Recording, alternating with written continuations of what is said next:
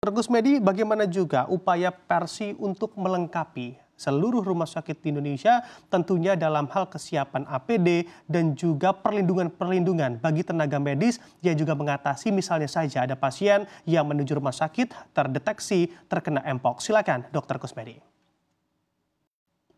Ya, terima kasih. Jadi memang ini tidak sama dengan COVID ya, karena ini kan tadi dikatakan kontaknya adalah langsung antara orang dengan orang seperti itu. Sehingga kita memang bekerja sama juga dengan dinas kesehatan di masing-masing wilayah. Apabila ada pasien tersebut kita segera laporkan, dan untuk rumah sakit yang memang tidak mempunyai kemampuan, mungkin ada juga beberapa rumah sakit kecil-kecil yang tidak punya kemampuan untuk melakukan isolasi, maka kita lakukan rujukan ke rumah sakit yang lebih dapat melakukan isolasi kepada pasien-pasien tersebut. Walaupun memang tidak semua pasien harus diisolasi di rumah sakit karena kondisinya mungkin tidak menyerang sesuatu yang parah, hanya pada periferalnya di kulit saja seperti itu, maka biasanya diisolasi di rumah apabila di rumah itu memungkinkan untuk dilakukan isolasi seperti itu. Jadi Oke. jelasnya nanti kalau kita ketemu dengan pasien ini kita koordinasi dengan dinas kesehatan untuk bagaimana penanganannya. Oke, baik. Dr. Kusmedi, kiranya kondisi seperti apa yang mengharuskan pasien yang terdeteksi Mpox ini harus segera dirawat di rumah sakit? Ya, pertama apabila pasien tersebut menjadi lebih berat dari kondisi awalnya.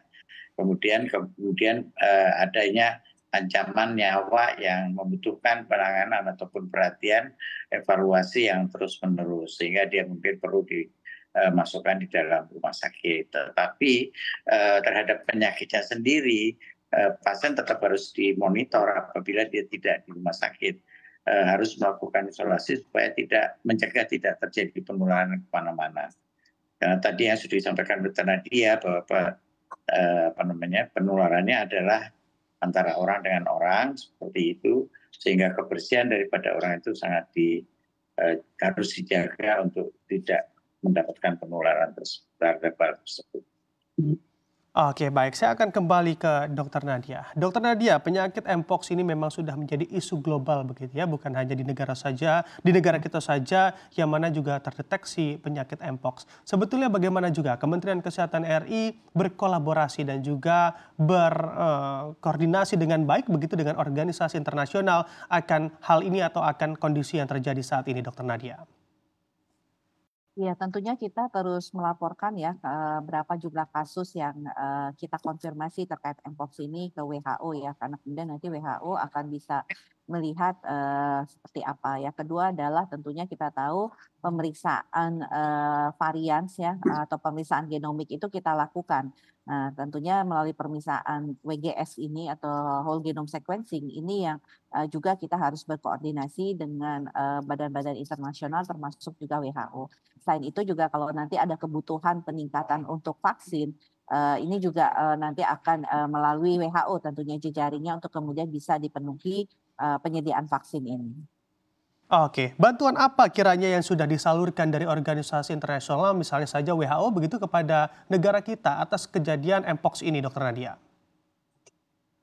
Ya, inisial ada vaksin ya yang tentunya sudah diberikan, tapi kita juga tetap membeli vaksin tersebut ya. Jadi sebagian ada di awal itu adalah pemberian dari WHO ya, tapi kemudian kita tahu ada 3 jenis vaksin ya yang kemudian akhirnya kita beli menggunakan anggaran pemerintah.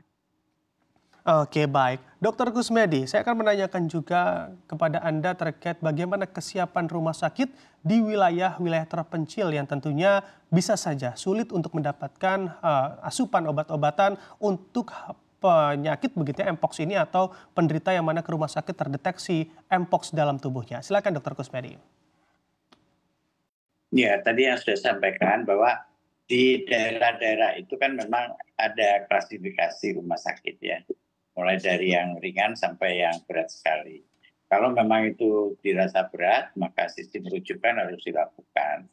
Dan memang tadi dikatakan bahwa ini adalah penyakit menular dan sudah dianggap sebagai wabah oleh WHO, maka koordinasi dengan dinas kesehatan itu harus dilakukan dengan baik sehingga penanganan pada orang-orang yang tertular penyakit itu segera bisa diisolasi dan ditangani dengan benar. Oke, baik. Tantangan dalam penanganan hal ini terkhusus di koridor rumah sakit ada di ranah mana tantangan untuk menghadapi kasus mpox ini, Dokter Kusmedi? Ya, tentunya pada isolasi ya, karena dengan menggunakan isolasi kan ruangannya tidak bisa dicampur menjadi satu, tetapi harus disendirikan untuk penyakit-penyakit tersebut. Nah, tapi kan ya kita masih bersyukur kita sudah pernah menghadapi COVID yang lebih berat tentunya dari ini, maka kesiapan rumah sakit saya rasa cukup cukup memadai terhadap hal tersebut. Oke, saya akan kembali ke Dokter Nadia. Dokter Nadia, dari Kemenkes RI apakah juga ada dukungan begitu untuk mengkoordinasikan seluruh rumah sakit di Indonesia untuk mengalami atau sama-sama menjaga bagaimana untuk tingkat keterisian, lalu juga ada ruangan isolasi, ini juga dalam koridor yang terkoordinasi. Misalnya saja di rumah sakit A penuh begitu ya ruang isolasinya, ini juga langsung bisa terdeteksi rumah sakit mana saja yang kiranya bisa untuk disalurkan para pasien yang tentunya tidak kebagian ruang isolasi di rumah sakit.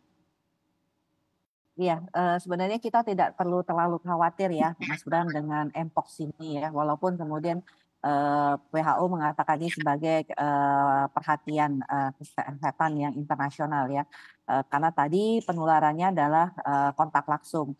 Dua hal yang pasti di awal penularan kontak langsung pada perilaku seks yang beresiko. Nah, tapi kemudian kita lihat di Kongo itu pada anak-anak kasusnya mulai meningkat.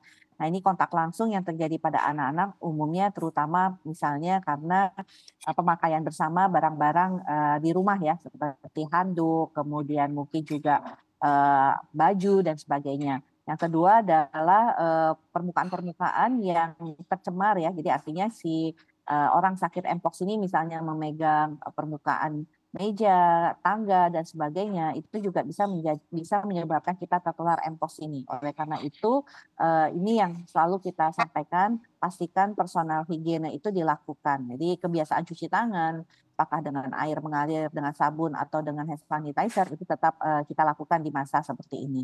Nah, terkait tentang pelayanan di rumah sakit, kalau kita lihat sebagian besar pasien ini di Indonesia itu gejalanya ringan ya, karena tadi memang klitnya memang 2B, tidak memerlukan tindakan khusus. Hanya saja memang mereka harus terpisah dalam perawatannya, tidak digabungkan dengan yang lainnya. Nah, tadi Prof. Kusmedi juga sampaikan karena gejalanya ringan sebenarnya bisa juga dilakukan isolasi di rumah, Dr. Kusmedi sampaikan. Jadi nggak perlu di rumah sakit. Nah, kalaupun membutuhkan pelayanan rumah sakit, tentunya kita memiliki sistem rujukan antar rumah sakit yang kita sebut sebagai SIS rute ya. Jadi itu bisa kita manfaatkan.